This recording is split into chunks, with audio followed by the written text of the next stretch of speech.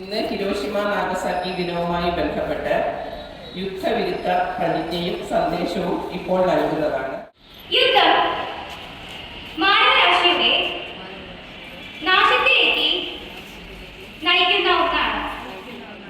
അതുകൊണ്ട് തന്നെ ഞാൻ അതിൽ നിന്നും വിട്ടുനിൽക്കുകയും അതിനെ ഒരു കാരണവശാലും പിന്തുണയ്ക്കുകയുമില്ല.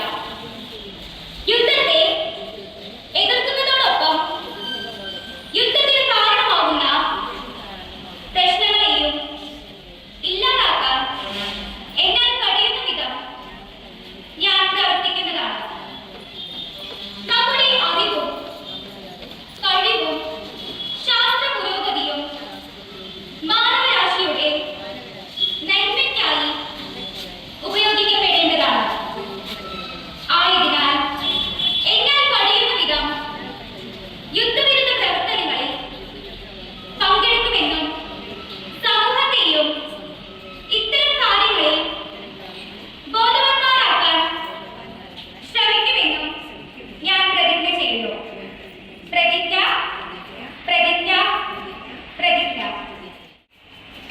ഏവർക്കും എന്റെ വിനീതമായ നമസ്കാരം. എന്റെ പേര് ഗ്രീഷ്മ. 1945 ഓഗസ്റ്റ് 6-നാണ് ഹിരോഷിമയിൽ അണുബോംബുകൾ വന്നു പതിക്കുന്നത്. അതേ തുടർന്നുകൊണ്ട് തന്നെ 1,00,000-ൽ പരം വ്യക്തികൾ തൽക്ഷണം മരിച്ചു. നിരവധി വ്യക്തികൾക്ക് വിവിധ അസുഖങ്ങൾ ബാധിച്ചു. നിരവധി വ്യക്തികളാണ് അന്ന് കണ്ണീരോർമ്മയായത്.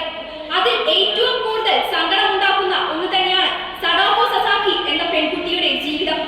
ഹിരോഷിമ നാഗസാക്കി ദുരന്തത്തെ ആദ്യം അതിജീവിച്ചു. പിന്നീട് അസുഖത്തിന്റെ തീവ്രത കാരണം മരണത്തിന് കീഴടങ്ങേണ്ടി വന്നു. പക്ഷേ എന്നാൽ അസുഖം വന്നിട്ടും ആത്മവിശ്വാസം അവൾ കൈവിട്ടില്ല. സഡാക്കോ പക്ഷികളെ അവൾ നിർമ്മിച്ചു. ഇന്നും ആ പക്ഷികളെ സമാധാനത്തിന്റെ പ്രതീകമായി കണക്കാക്കപ്പെടുന്നു. ഹിരോഷിമയിലും നാഗസാക്കിയിലും അണുബോംബുകൾ നിക്ഷേപിച്ചിട്ട് 75 വർഷം കഴിഞ്ഞു. പക്ഷെ എന്നിട്ടും ആ ഒരു പ്രശ്നത്തിന്റെ ആഘാതം